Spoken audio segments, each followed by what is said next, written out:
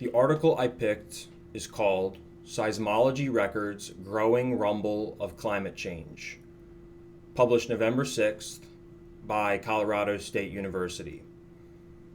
What they say here is that ocean waves measured by 52 different seismic stations have been intensifying for the last 35 years, suggesting storms are intensifying as the climate warms. As the atmosphere and the ocean keep warming, their energy increases, intensifying storms and ocean waves. This then increases the seismic waves that are recorded by the seismologists. Seismic signals show that the Southern Ocean around Antarctica has the most intense waves, but North Atlantic waves have had the most intense increases, which reflect more intense storms between eastern North America and western Europe. The seismic signals only show small increases every year. For example, by plus 0.35% median ocean energy per year since the year 2000, but long term, these increases are substantial.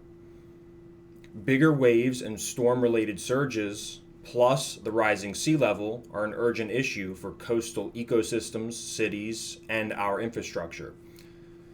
The lead geophysics professor from which this study was done, Dr. Rick Astor, urges the implementation of more resilient strategies to mitigate climate change, to protect coastal populations and ecosystems from worsening storms. The most interesting fact from this article, I thought, was that from what we learned in this lesson, seismographs are best known for studying earthquakes, but seismologists also use them to detect glacial movements, landslides, volcanic eruptions, incoming meteors, and noise from cities. Seismic waves can even occasionally be used to identify forces coming from the other side of the planet. It's very interesting to learn how diverse the usefulness of a scientific field can be.